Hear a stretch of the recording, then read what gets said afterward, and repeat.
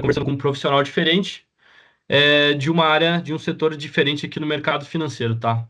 Hoje eu sou o head aqui de M&A da Liga da UFPR e convidei o Piraju Imirim, que ele é Managing Director do Bradesco BBI, então é o banco de investimentos do Banco Bradesco, tá? Hoje em dia o Bradesco BBI é referência aqui no mercado de M&A, tem o maior volume de transações aqui no Brasil. E o Piraju, ele cobre o setor de infraestrutura, tá? Então, todos os deals aqui de empresas de grande porte que estão relacionadas a M&A no setor de infraestrutura, fica com esse mestre aí, tá? Vou passar a palavra aqui para o Piraju, se quiser apresentar, dar alguma comentada aí nessa parte de apresentação. Aí depois vamos passar para as perguntas. Beleza, vamos lá. Tudo bem, turma? Boa noite. Obrigado aqui pelo convite. Obrigado aqui, Felipe e pessoal da Liga, pela organização. É, eu acho que aqui, talvez eu vou fazer uma introdução rápida aqui do que eu faço no banco, tá? E aí vocês, eventualmente, né, a gente pode fazer um Q&A. Tem uma lista prévia aqui que eu alinhei com o Felipe de tópicos aqui para abordar, mas a gente não precisa se ater, né, 100% nisso. Tá bom? Bom, eu sou Piraju, sou natural de São Paulo aqui, mas eu cresci em Barretos, no interior de São Paulo, e eu fiz, na verdade, eu cresci num sítio, né? Acho que vou contar um pouco mais aqui do meu tema pessoal.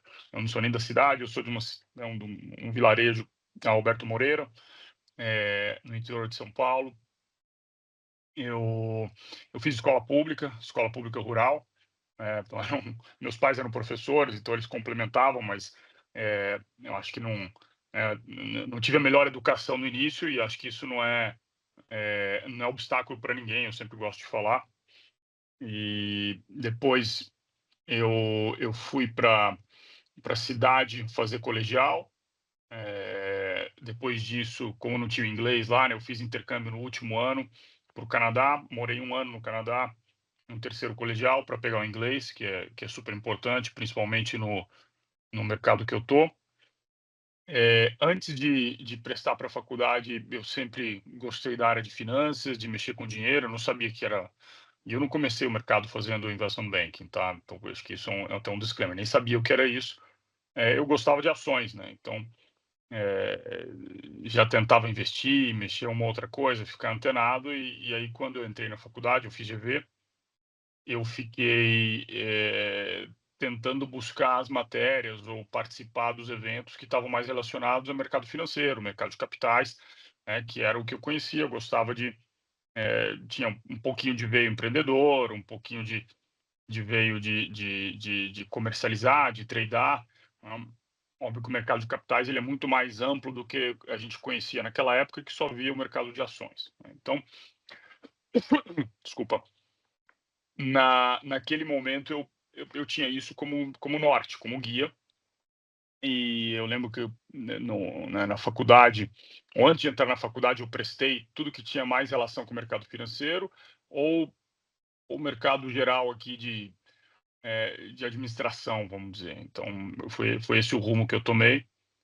E logo que eu entrei na faculdade, isso foi em 2001, eu comecei focando, que nem eu falei, nas trilhas. Que no início você tem a parte mais generalista, né? Vocês devem estar passando por isso agora, não sei como que é aí o curso de vocês, mas depois focando um pouco mais nas trilhas daquilo que eu gostava já, que era mercado financeiro, tá? Eu acho que a minha faculdade, de novo, se eu estiver falando muito aqui off-topic, vocês me avisam, mas talvez isso fale um pouco com o que vocês estão passando hoje, né?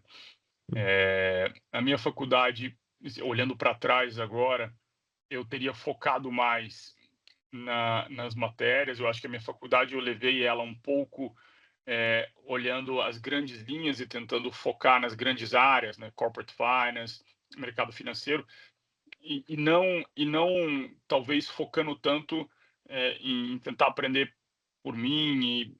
Eu acho que eu não usei tão bem a faculdade, tá? Pensando aqui, olhando para trás, com o que eu tive de oportunidade na época. Eu acho que, né, se eu fosse fazer faculdade hoje de novo, acho que é fácil falar hoje, né? Que você está mais maduro, que você que você já passou por isso, mas, porra, galera, usem o tempo de vocês para fazer de tudo, não só, obviamente, ficar bitolado, mas eu acho que vale aproveitar as oportunidades para ser curioso, para focar naquilo que você gosta, para não só aprender o que está no material didático, mas e passar na prova, né? Eu acho que, resumindo assim um pouco do que eu acho que eu poderia ter feito melhor na minha época, era não só focar em passar nas provas, entendeu? Era focar em aprender. E eu era novo, né? Tava lá querendo, né, beber no diretório, querendo jogar bola. Mas obviamente não foi displicente na faculdade, mas eu acho que eu ia muito no deixar as matérias me levarem, não em focar no dia a dia, não só para passar na prova, tá? Então acho que isso é um pouco do como que eu vejo a minha trajetória lá atrás. E aí, quando a gente começou a poder estagiar, na GV, você podia fazer isso a partir da metade da faculdade, que era o quinto semestre de 8. Eu não sei, a faculdade aqui do Paraná, acho que vocês devem ter 5 anos, né? Eu imagino. Isso são 4 anos, mas dependendo do curso, dá para estagiar desde o começo. Dá para ir desde o começo, né? Então, na época, quer dizer, a FE acho que pode a partir do segundo, se eu não me engano. Uhum. Aqui em São Paulo é um pouco mais flexível. Na GV, você só podia a partir do quinto semestre. Então, eu comecei a procurar nos processos, acho que aquele negócio meio padrão, deve ser igual até hoje. Eu estagiei, o meu primeiro estágio, meu primeiro trabalho foi na Moody's, que é uma agência de rating, e eu olhava, fazer aquele trabalho básico de estagiário, que era, né, aprender e fazendo isso, ajudando os seniors que queriam preparar os materiais. Então, você fazia toda a parte de pesquisa, de suporte, coleta de dados. Comecei fazendo isso, fiquei 1 ano nisso, quase 1 ano. Não gostei muito, tá? E eu acho que é interessante você começar a estagiar cedo, que você pode ter, né, a flexibilidade de trabalhar em um lugar, depois mudar para outro lugar e eventualmente ter os fracassos que não comprometam tanto a carreira quando você já está formado e só tem aquilo, né? E não vou dizer um fracasso, né, mas ter as decepções, vamos dizer, com os tipos de trabalho.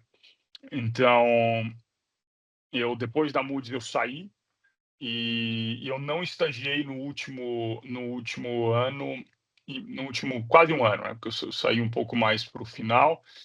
E aí eu fiquei focado nos processos de trainee, que era algo que era bacana na época, e eu não sei como que é hoje, mas naquela época era, puta, o trainee da Unilever era o trainee mais difícil que Uhum. tinha.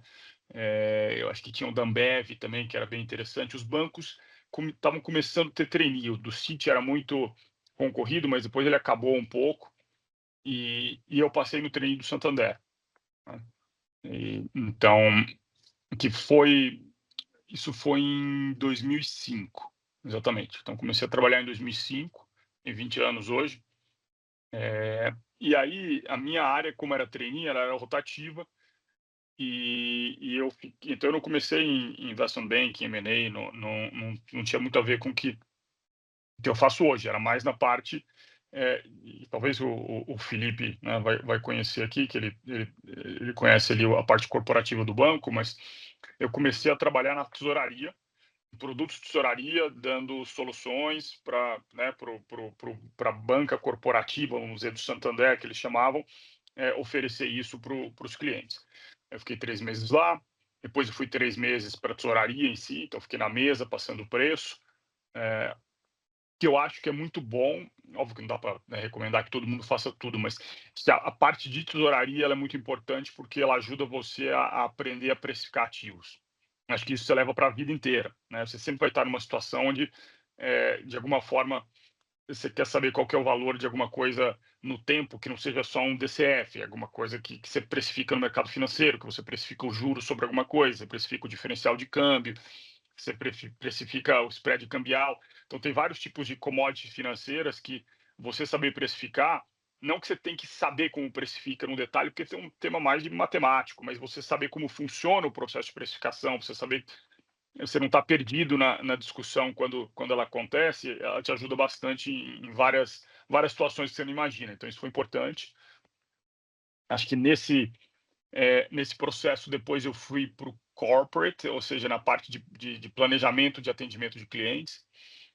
Então isso foi 1 ano, e nessa área eu fiquei estacionado. Aí isso deu 1 ano e meio, eu saí para fazer um intercâmbio que eu não tinha feito na época da faculdade, pela ESEC. Eu não sei se vocês têm a ESEC aí, mas a ESEC acho que você podia estagiar ainda depois de formado ainda uns 2 anos. Então um amigo meu passou em Uhum. algumas, eu não estava prestando, mas apareceu uma oportunidade de trabalhar em Miami na Kraft, que tem aí em Curitiba, inclusive. Então,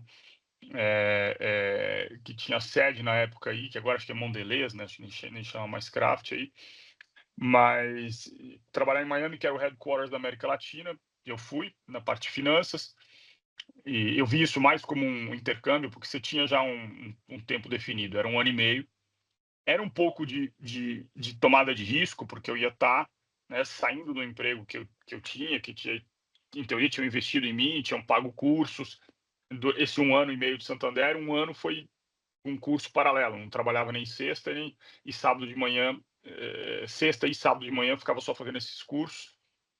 Então eu acabei dando um passo atrás, mas era algo que faltava para mim, que muita gente fez intercâmbio na faculdade. Na época eu estava solteiro, eh, eu quis fazer para ter uma experiência de trabalho fora. Eu fiz 1 ano e meio e depois eu voltei para o mercado financeiro de novo, mas nessa eu fui para um fundo. Acho que essa foi uma transição, talvez uma transição um pouco mais difícil, porque eu não estava fazendo isso antes, e eu acho que isso precisou muito de trabalho meu, tá. Então enquanto eu estava lá em Miami, trabalhando um trabalho de finanças corporativas que não exigia tanto, era um trabalho mais operacional, de preparar políticas de tesouraria para as subsidiárias, na América Latina. Essa época eu estudei bastante. Nessa época eu comprei vários livros de mercado financeiro. Lá eu descobri o que era investment banking, que é o que eu faço agora.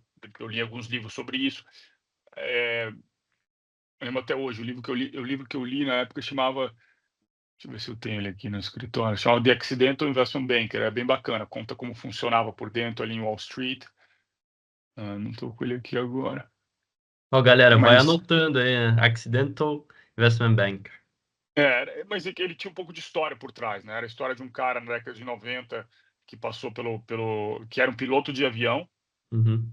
e aí ele fez um MBA, mudou de carreira. Isso é muito típico nos Estados Unidos, não tanto Sim. aqui, né, você faz o MBA, você faz aquele career change, e você muda, você está na indústria, você vai para o mercado financeiro, ou você está numa consultoria, você muda, para um private equity. Então tem muito isso nos Estados Unidos, tem pouco aqui no Brasil, mas lá você faz o MBA e muda um pouco de carreira. Esse cara tinha mudado, trabalhou no Morgan Stanley, depois foi para o Goldman Sachs, que eram os melhores lá nos Estados Unidos, ainda são, e, e, e tinha toda uma história por trás de como funcionava a política e tal. Era interessante, era até um pouco lúdico, mas tudo para dizer que, por mais que eu estava num período transitório, eu fiz minha lição de casa, eu estudei, eu ia prestar, eu estava pensando em prestar MBA, então eu estudei bastante, no processo. E estava antenado, estava olhando o mercado financeiro, estava investindo ações, nem que era um pouquinho, mas você se forçava a ficar, né, lendo sobre o tema, você se forçava a ficar antenado.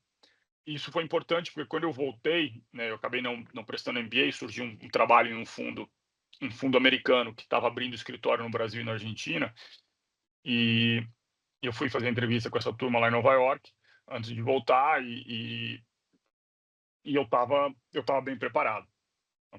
Então, por mais que eu não estava trabalhando nisso, eu estava bem preparado e consegui a vaga. Então, isso era um hedge fund que chamava, que o hedge fund ele pode investir em qualquer coisa, tem uma puta liberdade, tem bastante risco.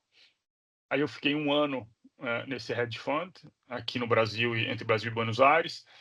Isso foi em 2008. E aí depois ele quebrou, na verdade, porque na crise de 2008, que vocês não passaram certamente, mas devem saber o que foi, que era o credit crunch. Ele teve muito resgate e o fundo parou, fechou. Então fechou os escritórios aqui do Brasil, da Argentina, e então fui mandado embora. Eu consegui me realocar logo em seguida, no mesmo mês, na GP, que era uma empresa. Agora ela está meio escondidinha, mas é um private equity, que está na vanguarda da criação da indústria de private equity no Brasil, que teve o Jorge Paulo Lema, que teve toda essa turma, que depois saiu, foi montar a 3G, e essa era a GP na época, e eles tinham comprado uma empresa de oil and gas, drilling, de perfuração, que chamava San Antônio, e aí um conhecido me chamou para ir para lá para tentar fazer o processo de abertura de capital, para trabalhar mesmo na parte financeira da empresa, para ajudar a construir o case dela junto com ele, modelagem financeira. Então, eu fui para lá, isso foi em 2008. Eu fiquei lá 2 anos e meio. E, cara, eu acho que assim, isso é interessante, porque o que eu faço hoje, a gente não analisa no nível de detalhe que eu analisava controlando a companhia ou tendo o modelo na minha mão da companhia, né? Isso foi muito importante para eu conseguir dominar bem finanças corporativas, que hoje é o que não que te diferencia, mas é o que você sabendo bem, você consegue estar bem posicionado, para ter qualquer nível de discussão com qualquer cara na indústria, com qualquer cara, que está no mesmo processo que você. E eu acho que isso é algo que vocês eventualmente estão estudando hoje, né? Quer ver, aqui nos meus livros aqui, o livro de Corporate Finance, ele chamava Administração Financeira, mas vocês devem ter outros aí. Era um livro azul, grosso. E, eu não aprendi tudo que eu tinha que aprender na faculdade sobre Corporate Finance, o tanto que eu aprendi na prática trabalhando na empresa da GP. Tá? Porque lá eu tinha todo o modelo, eu olhava o cash flow direto, indireto, na prática, semanal, fazia modelagem mensal. Você começa a entender, construindo o modelo todo dia, atualizando, como funciona finanças corporativas na prática, como é que as partilhas dobradas se comunicam entre si, qual que é o racional das contas dentro do balanço da companhia, como é que ele transita para o cash flow, para o DRE. De novo, não estou dizendo que vocês têm que fazer isso na vida, mas isso é super importante para você ter o conforto de ter uma discussão, de ter qualquer discussão relacionada a você avaliar uma empresa. Tanto a avaliação para ver na parte de M&A, que talvez, né, parece ser mais interessante, mas para avaliação de crédito, para avaliação se você vai emprestar dinheiro para a companhia, para avaliação se você vai querer comprar ação da companhia, para avaliação para qualquer tipo de avaliação que você quiser, que necessita do entendimento da companhia, você tem que estar craque na parte de finanças corporativas. Tá? Então, segunda dica que fica aqui, além daquela que eu falei de tesouraria, que, né, não é um must-have, mas é interessante, essa, se vocês estão na parte de mercado financeiro, né, aqui na parte de trilha de M&A, aqui dentro né, da liga da faculdade, porra, cara, isso tem que, se é isso que vocês querem fazer, tem que debulhar, tá confortável, entender de finanças corporativas, cara, entender a porra desculpa o francês aqui, da partilha dobrada, como é que é o fluxo né, do DRE para o balanço, a variação das contas de balanço para gerar fluxo de caixa e tudo mais, cara. Isso é chave para você ter uma discussão confortável, sofisticada, por exemplo, aqui na área do banco de investimento, eu tenho um time que é só meu, que trabalha para mim, e eu tenho um time que a gente chama do pool, que são os analistas, os associados, que a gente divide entre todos os bankers aqui para preparar os trabalhos, que a gente faz isso para otimizar, né? Em vez de cada um ter um time grande, quando tem menos trabalho, os caras ficam ociosos, tem um pool que divide entre todo mundo. E você não consegue passar confiança para quem está trabalhando para você se você não sabe exatamente o que você está pedindo. Tá? E aí, mas talvez o que mais fala para vocês é que vocês não vão sentar na minha cadeira direto, vocês vão sentar na cadeira, né, inicial, de estagiário, de analista e tudo mais. Os seniors não vão ter o conforto de passar a coisa para vocês se vocês não transparecerem o entendimento daquilo que vocês estão fazendo. Óbvio que no início você não vai estar fazendo análises financeiras sofisticadas. Eu estou falando de M&A, tá? Ou investment banking em geral.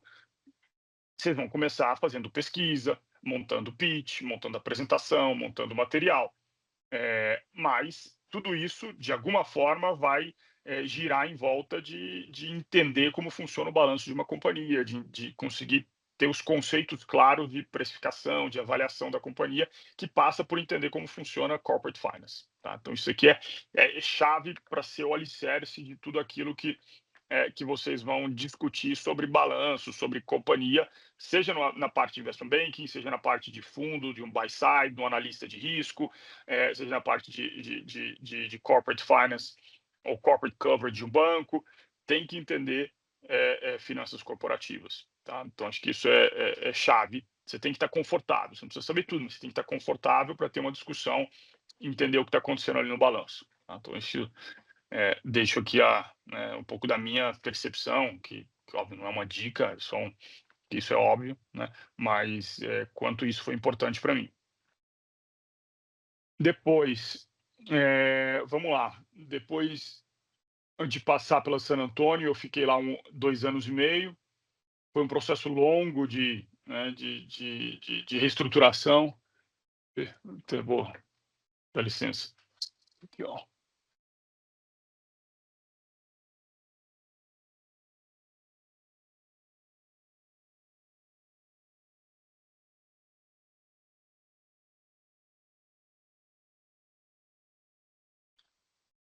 Ó, galera, vai anotando aí, pegando o livro, as dicas aí, que isso é Ó, importante, né? eu guardei aqui, ó. Esse foi o Tombstone. Eu não sei se vocês conseguem ver.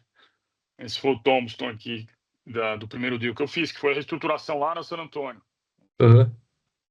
Isso foi, quer ver a data aqui? Não sei se tinha data aqui. Agosto de 2010. Ficou pra você daí. Oi?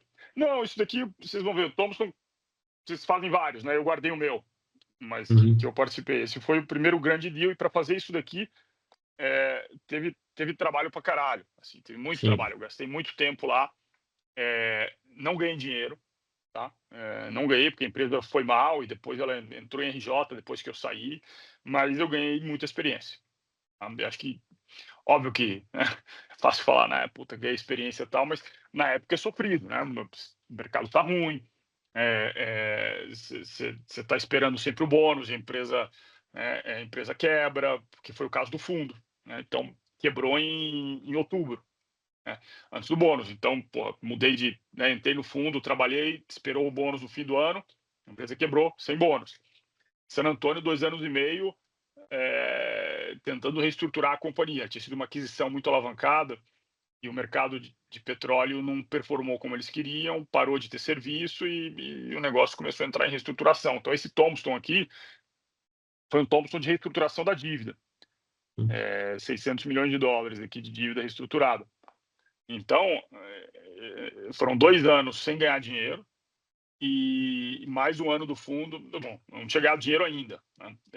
Então, muito tempo sem ganhar dinheiro. E óbvio que aqui faltava dinheiro, mas não tinha dinheiro relevante, não tinha bônus, né? Era momento espartano, vamos dizer assim. Hum. E que mais? Aí passaram esses 2 anos e meio, alguém me abordou, estavam reestruturando o time de investment banking do HSBC. Na época que o HSBC ainda não era Bradesco, isso foi 2011. Tá? Eu lembro que eu tinha acabado de casar. Eu casei, pedi demissão e fui para o time do HSBC. Estavam não reestruturando, mas estavam aumentando o time. Tinha um conhecido que estava lá, me chamou para ir lá trabalhar. Já tinha dado o ciclo aqui na San Antônio e eu fui. Tá? E eu fui com receio, porque não era muito o que eu conhecia. Né? Eu sempre tive do outro lado, do lado que tem o dinheiro, do lado de comprar. Estava na investida da GP que comprou, estava no hedge fund. E investment banking, querendo ou não, né, quando você tem um dinheiro, a vida é muito mais fácil. Óbvio que quando você perde esse dinheiro, dá cagada e ninguém ganha nada, que foi o caso, né, das empresas que eu trabalhei, né, na GP e no fundo, né, chamava DA Capital. Mas quando ganha dinheiro, todo mundo ganha muito dinheiro. Então é um negócio muito mais volátil. No investment banking, você não perde, né? Porque você não está apostando nada, você presta serviço.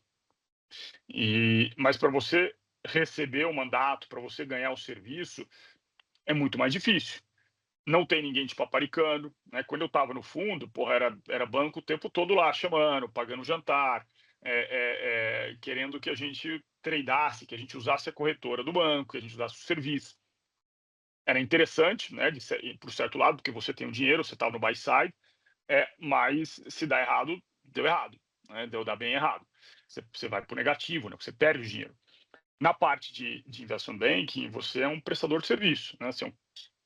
Assim, para quem não entende o que eu faço, que eu encontro no bar, eu falo que eu sou um corretor de luxo, né? Eu compro e vendo empresa, tem gente que compra e vende apartamento, né? É, é mais ou menos isso. E você tem que ganhar a confiança dos clientes para poder vender, para poder, né, entrar no deal, que o cara te contrate. Então, é um processo que é um processo longo. E eu ia entrar como terceiro ano de associate. Geralmente você tem 3 anos de analista, 3 anos de associate, 6 anos.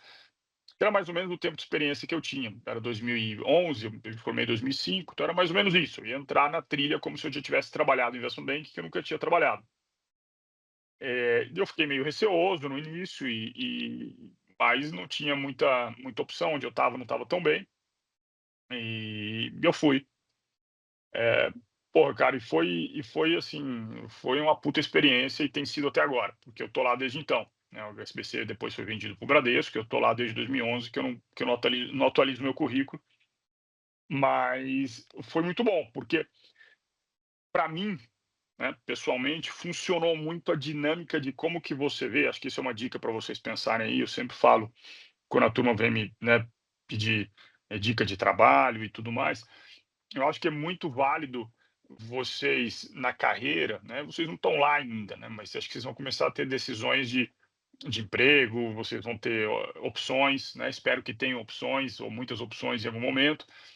Eu acho que vocês têm que pensar sempre no trabalho, para entender se, obviamente, é um trabalho interessante para vocês, quando vocês tiverem o luxo de poder escolher. Tentar achar o trabalho que traz o fruto daquilo que você trabalha no momento que combina com a sua personalidade. Vou dar um exemplo, né, porque não é fácil de entender falando assim. Um cara que é trader, ele vê o fruto daquilo que ele trabalha diariamente. O cara fez uma aposta certa, ele vai ver o P&L, o lucro que ele teve no dia. Só que se ele fez uma aposta errada, ele vai ver o prejuízo no mesmo dia. Então, se você vai para essa área mais imediatista, você tem que estar disposto a lidar com emoções, alegrias e frustrações diariamente, semanalmente, mensalmente. O resultado daquilo que você faz, ele é imediato. Só que você tem que estar disposto a lidar com esse resultado, seja ele bom ou ruim, todo dia. E se você teve um dia bom, uma semana boa, ela pode ser apagada por um dia ruim só seguinte. Então, eu acho que é um tema que você tem que olhar se isso combina com a sua personalidade, com a sua predisposição de lidar com essas emoções e lidar com esse tipo de retorno temporal daquilo que você dedica seu tempo. Eu acho que no outro espectro você tem um funcionário público, né? Onde você tem o retorno daquilo que você faz diluído, né, durante um tempo grande. Óbvio que você pode ter projetos, né, dentro do funcionalismo, mas a volatilidade é muito menor, né, a chance de você ser mandado embora é muito menor, a chance de ter dado certo ou errado e você ter isso afetando a sua remuneração muito menor. Você corre o risco do outro lado, que você corre o risco de estar atropelado pelo retorno positivo ou negativo daquilo que você faz. Desse lado, você está no risco de entrar na monotonia pelo não retorno, a não visibilidade imediata daquilo que você faz. Eu acho que aí no meio você tem as outras profissões, né? Por exemplo, trabalhar num fundo de private equity, vamos dizer que você tem que comprar a empresa e vender. Esses ciclos eles podem ser muito longos, né? Você fica ali fazendo memos, que o pessoal chama, né? Os memos internos de uma empresa para defender nos comitês que nunca viram deal, porque o private equity acaba não conseguindo comprar, ou está muito caro. Então, pode ser que você veja, né, uma transação para 500 membros que você faça. Aí, quando você faz a transação, não é só fazer e ir para casa. Você tem que fazer ela rentabilizar durante os anos e vender depois. Então, os ciclos ali para o private equity, talvez eles sejam 5 anos, 3 anos, tem uns que são até 10, um ciclo mais longo, comparado com o que eu faço, por exemplo. Tá? O que eu faço, os ciclos eles são mais, talvez anuais, vamos dizer assim. Você faz os pitches para vender os projetos, seja ele, né, uma assessoria de fusões e aquisições, seja ele um projeto de captação, IPO, mercado de capitais, que pode ser super rápido. Você ganha um mandato, mas depois você tem que executar. Tem uns que você faz em 6 meses, que é muito raro, talvez ir mais para IPO e follow-on, que você faz mais rápido. Para M&A, geralmente é 1 ano, 1 ano e meio. Eu acho que, assim, dentro do que eu gosto de fazer, esse foi o que encaixou melhor. Tá? Você tem, talvez, aí o que o Felipe está fazendo, trabalhando no corporate, né? Você tem mais deals. Você tem mais deals de dívida, né? Porque o corporate ele lida bastante com dívida. Você tem os produtos, eu sou um dos produtos, né, do corporate, do banco. Então, do mesmo jeito que você tem outros produtos que você vende, e você tem aí o ciclo de empréstimos, de soluções de balanço que eles acontecem, né, diariamente. Então, você está tendo bastante coisa rolando. Mas você não vai ver o downside disso, a não ser que tenha um puta, né, um puta prejuízo com alguma coisa específica que aconteceu, mas também não reflete tanto na área, vai para uma outra área, demora. Então, talvez ser um pouco mais rápido. Eu acho que aí que, né, mais uma dica aqui para vocês têm que pensar né, onde que vocês se sentem mais confortáveis para tocar o dia a dia e ver o retorno daquilo que você está fazendo. Tá? Esse é um pouco da régua que eu uso, que eu vi nas experiências que eu tive. E, por exemplo, o tema na Kraft, onde eu trabalhei, que era mais corporate finance, mais, o que eu posso dizer, era um trabalho mais burocrático e não tinha projetos. Tá? Então, eu ficava ali consolidando as finanças dos países na América Latina, não tinham eventos que me motivavam. Eu achei um trabalho que, para mim, tá? Para mim não foi tão interessante. Eu fiquei um pouco, eu me acomodei, vamos dizer, me acomodei um pouco na zona de conforto. Então, de novo, isso é mais para mim, né? Mas funcionou mais banco de investimento quando eu entrei, comparado com a parte, né, do fundo, que talvez era mais fundos diferentes, né? O hedge fund era muito mais no dia a dia, e esse tinha frustrações e alegrias, muito mais rápido. Então, depois desse apêndice todo aqui, né, eu volto aqui para a parte de carreira. Então, eu recebi a oportunidade lá para o HSBC, fiz um processo, várias entrevistas, no final passei, e aí eu tô lá desde então. O que é o meu... Deixa eu ver se tinha mais alguma coisa aqui que estava nas perguntas que eu posso colocar. Cara, eu acho que você abordou com a tua história e você conseguiu abordar bastante coisa aqui que a gente tinha combinado. Eu tô vendo só aqui que te levou para escolher isso, eu já falei, como é que você começou, o projeto que marcou, como é que é o seu dia a dia, tá? Mas eu vou falar isso. E o que muda quando se trata de M&A infraestrutura, tá bom, beleza. Então, o que é o dia a dia de M&A? Eu não faço só M&A, tá? Mas acho que M&A é boa parte do que a gente tem aqui. Aqui é M&A e Equity Capital Markets, tá? Que é basicamente emissão de ações ou um follow-on. E o M&A pode ser uma fusão, uma compra, uma venda, levantar capital, tem algumas modalidades ali. No dia a dia, na minha posição, tá? Não a posição de vocês. A minha posição, quando vocês entrarem, eu explico um pouco como é que é o caminhozinho dentro de um banco. Mas a minha posição é ficar tendo ideias. Eu sou cobrado, não por estar lá no banco, eu sou cobrado diretamente por gerar resultado. Tá? Eu monto minha agenda, eu trago minhas ideias, eu coordeno meu time, eu tenho que entregar resultado. Tá? Não passa mais, não é mais do que isso, entendeu? E o que eu faço? Eu tenho que ser um cara antenado, eu tenho que estar lendo jornal, eu tenho que ser... O que eu falo para minha equipe é que vocês têm que ser curiosos.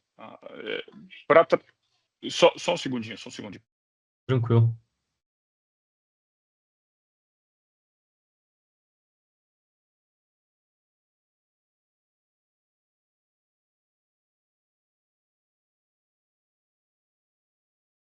Ó, pessoal, quem tiver tendo alguma dúvida, alguma coisa que queira perguntar aí, se quiser ir colocando no chat, podem ficar tranquilos aí que a gente dá uma lida depois, tá? Vai ter um momento aí para perguntas rapidinho, mas é por aí.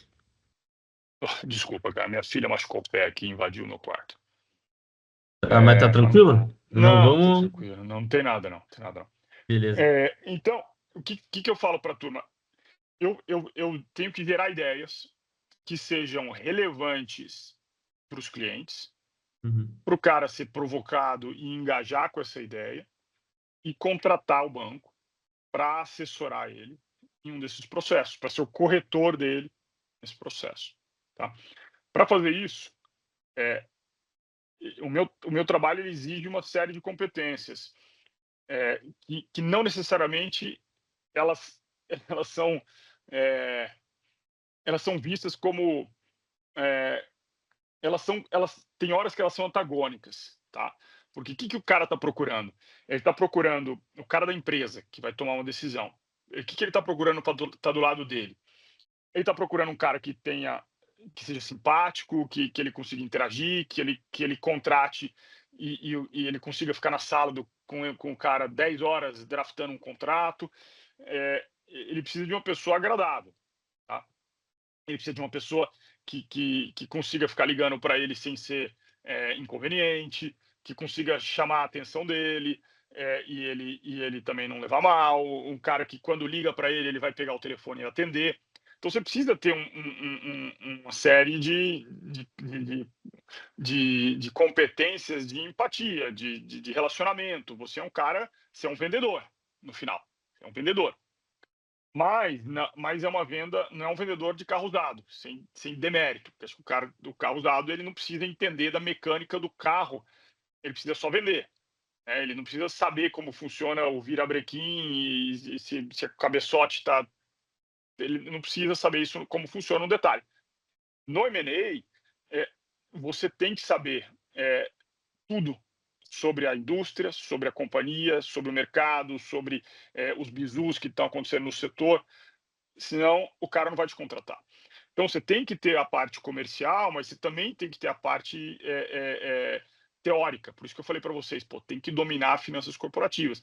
Além de ter a parte teórica, você tem que ter a parte de conhecimento do setorial. Você tem que ter a parte de mercado, você tem que saber falar com o mercado para saber o que está acontecendo, porque o cara não quer só te contratar e não sabe o que o mercado está achando. Depende do deal, obviamente, mas então você tem que combinar essas competências, que são competências analíticas e competências comportamentais de um vendedor. E não necessariamente isso está sempre junto, né? A gente tem aqui no banco, a gente tenta fazer a mentoria da turma mais nova, e tem gente que vai mais para a parte muito mais analítica. O cara é um crânio das finanças, mas ele não consegue conversar direito com o cliente, né? E tem o oposto, tem o cara que é muito vendedor e fica no oba-oba, o cliente adora, só que ele não consegue fazer um pitch, ele não consegue ter uma conversa sofisticada. E ele vai mal na assessoria. Então, essas competências a gente está sempre buscando quem consegue ter as duas coisas. Mas elas vêm em fases diferentes. Tá? Uhum. A fase vendedor ela tem que aflorar, ou ela tem que ser usada, não vou dizer aflorar, talvez o cara já tenha isso, mas ela tem que ser usada mais para frente na carreira.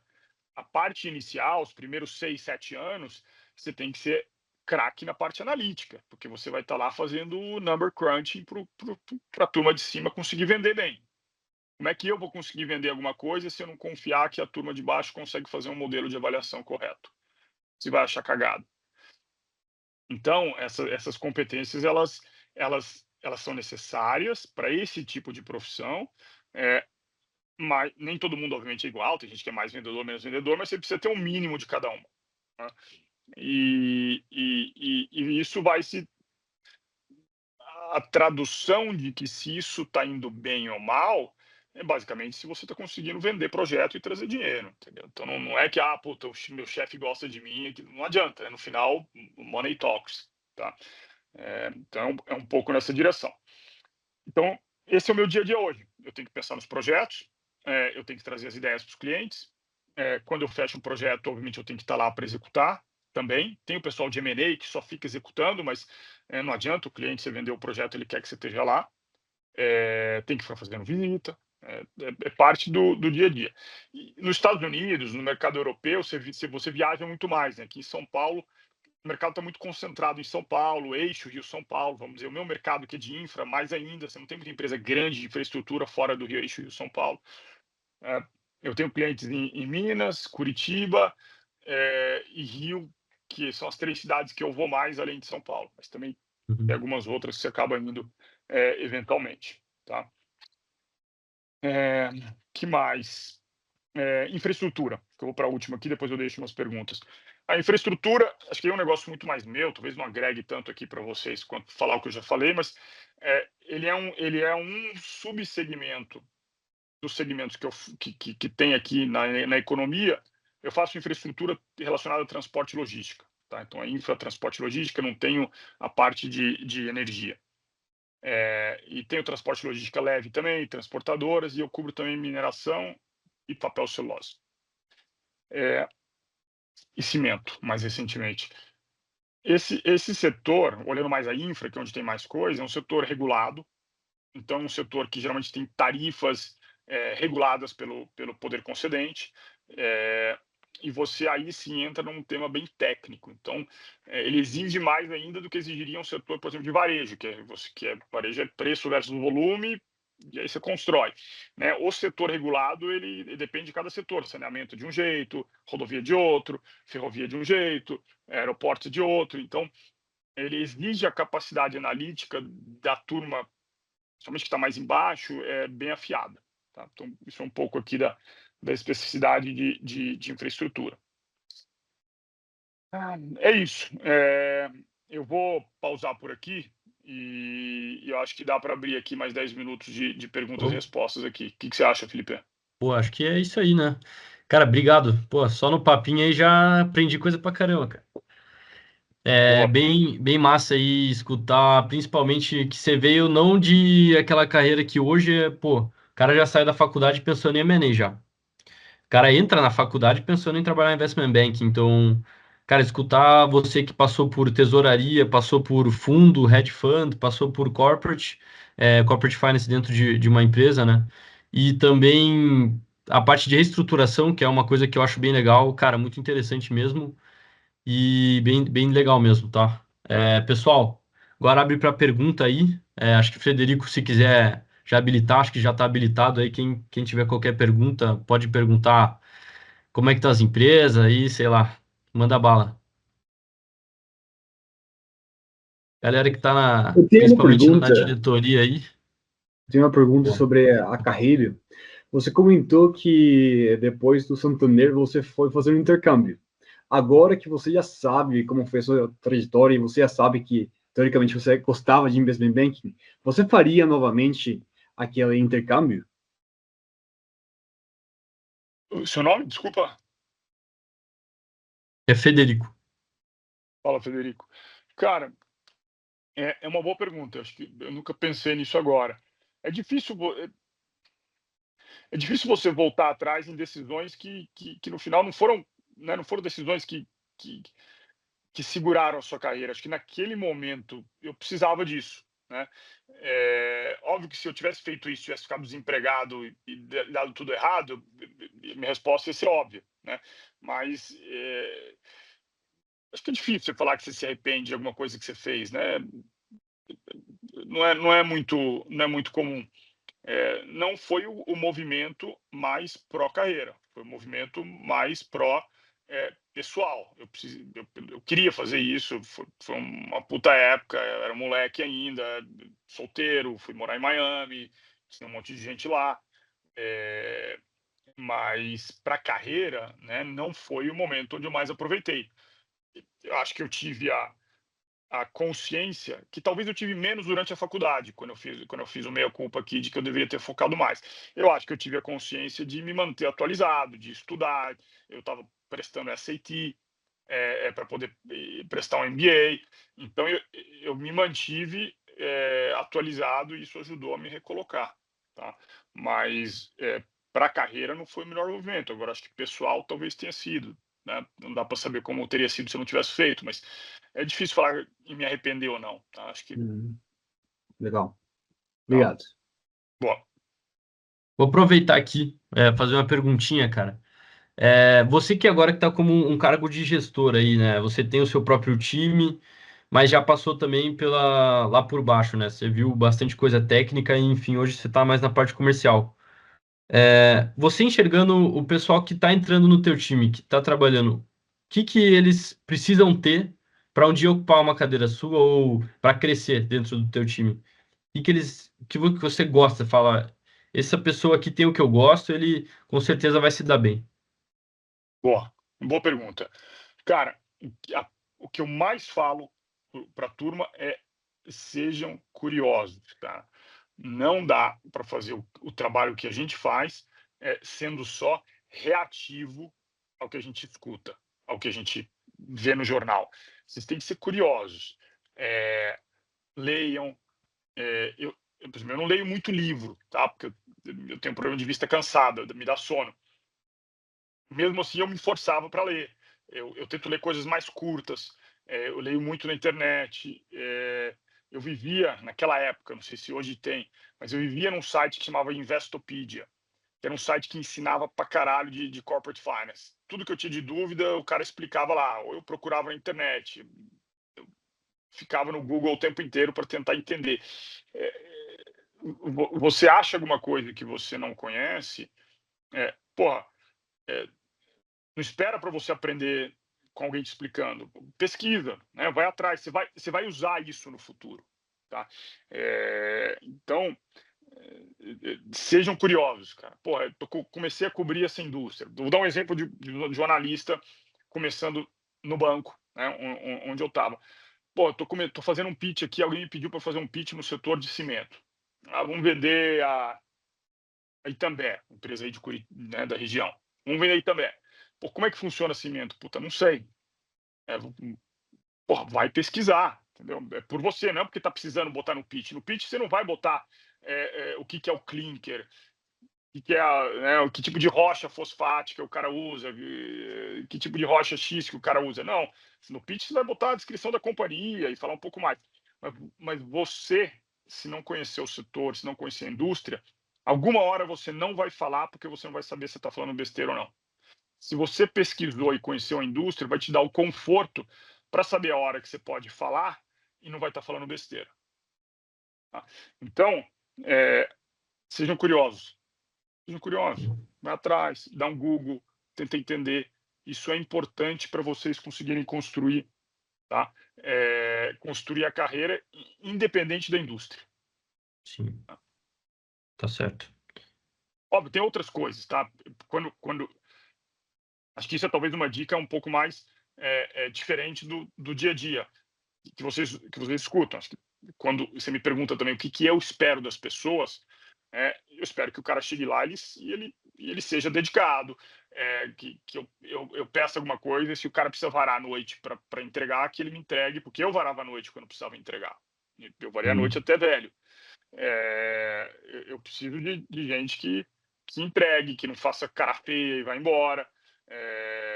Você vai ter várias oportunidades na sua vida para fazer cara feia no futuro, mas no início, cara, você tem que ser um cara que o pessoal olha e fala, puta, dá para contar.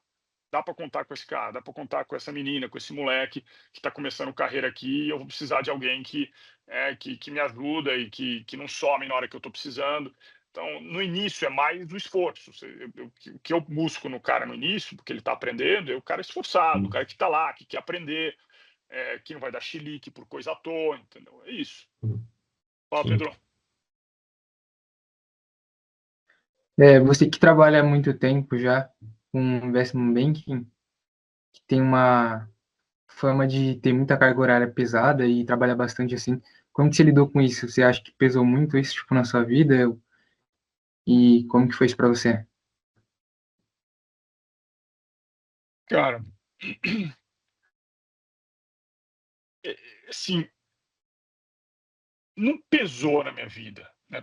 Pro meu estilo de personalidade, quando eu ficava até 1 da manhã, eu voltava para casa pilhado e falava: "Puta, cara, olha o que eu consegui fazer", entendeu. Óbvio que você vai querer dormir, eu gosto eu durmo pra caralho, você se vira, você dorme no final de semana, mas para mim, quando eu trabalhava muito, eu chegava em casa com a sensação de dever cumprido, de entregou, entendeu.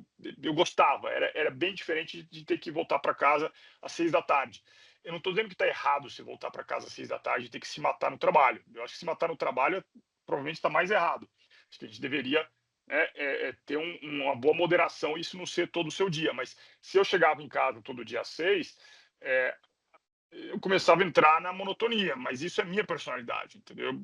Eu gosto de trabalhar, eu gosto de ver que as coisas foram entregues, apesar de ser meio preguiçoso quando o negócio fica rotineiro, tá? Então eu preciso de estímulos, e os estímulos era ter um projeto para trabalhar, era ter um pitch para entregar, era tentar ganhar o pitch, né, no projeto. Então isso me motivava. E parte disso era trabalhar horas extras até tarde em algumas situações. Então, quando isso acontecia, eu estava bem. Óbvio que não dá para você fazer isso sempre, você tem que, né, tem que dosar com a sua família, tem que dosar com tudo mais. Hoje eu trabalho muito menos, tá? Mas Sim, se tem uma outra hora que precisa trabalhar, eu entro no sacrifício também. Acho que nem todo mundo que trabalha comigo. sim, sim. Aí, pessoal, vamos mais um timinho aí? Última pergunta. Bora aí. Tem que aproveitar, hein?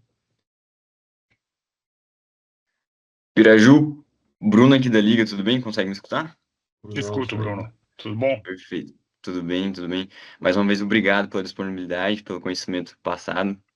Muito enriquecedor estar falando com alguém já estabelecido no mercado. E partindo ali para a pergunta, eu queria entender um pouco mais da sua carreira. Qual foi o maior desafio que você passou dentro da sua carreira e como você lidou com isso? E para fechar ali, em linha com o que o Felipe também perguntou, se fosse para você dar um conselho para alguém que está visando a sua carreira hoje, qual caminho ele deveria seguir?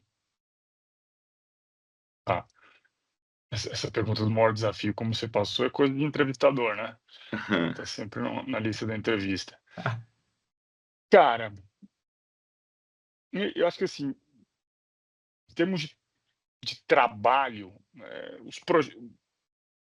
eu acho que assim, o maior desafio para mim talvez tenha sido as transições que eu abordei aqui de um trabalho para o outro, quando mudava um pouco o tipo de trabalho, né? Sair do fundo, ou talvez sair da empresa e conseguir entrar no fundo. E essas transições foram custosas, essas transições elas foram desafiadoras porque eu não tinha a tranquilidade financeira, eu não tinha trabalhado, não tinha guardado grana, entendeu? Então, e ali você fica um pouco angustiado, assim, né? Quando eu estava nos Estados Unidos, precisava arrumar um trabalho depois do 1 ano e meio. Esses foram os desafios. Eu acho que os desafios dos projetos em si, é, eles são projetos, acaba um, entra o outro, acho que vai indo.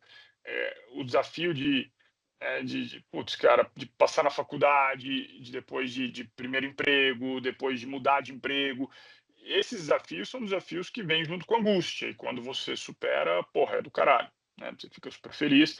E o que eu fiz para lidar com isso é estudar, é trabalhar, é se dedicar. É difícil você pensar que as coisas vão vir só pela sorte. Tem horas que acontece, tá? Mas não é sempre. Tá? E dica que eu dou, eu acho que é basicamente você ter um objetivo, não se frustrar se você não chegar nele desde o início e seguir lutando, cara, e sempre ver o lado bom daquilo que você está fazendo. Porra, tô aqui num corporate finance, eu vou tentar correr para entregar o projeto, para aprender o máximo possível. Depois eu faço um move para outra companhia e por aí vai, entendeu? Acho que você não tem que se frustrar se você não chegar lá. Exemplo meu, né? Comecei com investment banking depois de 6 anos de formado. Se você não chegar naquilo que você gostou, você não sabe que você vai gostar, mas aquilo que você almeja, é logo de cara. Tá bom? Isso aí. Bacana, obrigado. Brigadão aí, Piraju. Obrigado, turma. Piraju, muito obrigado. Boa sorte Antes de pra acabar, vocês, viu? eu gostaria de que todo mundo abra a câmera para a gente tirar uma Isso. foto, pode ser? Daí, pessoal, quem conseguir abrir a câmera. Vamos aí, galera. Alguém mais? Fala aí quando é pra sorrir. Beleza. Podem sorrir aí. Isso. Aí. Beleza, pessoal. Muito Boa. obrigado. Beleza? Valeu. Obrigado demais. Valeu, Valeu, turma. Piraju. Um abraço. Boa sorte Valeu. na carreira. Valeu. Felipe, tá Valeu, no Piraju. contato aí. Boa noite. Valeu. Tchau. Falou, galera. Valeu. Valeu. Abraço.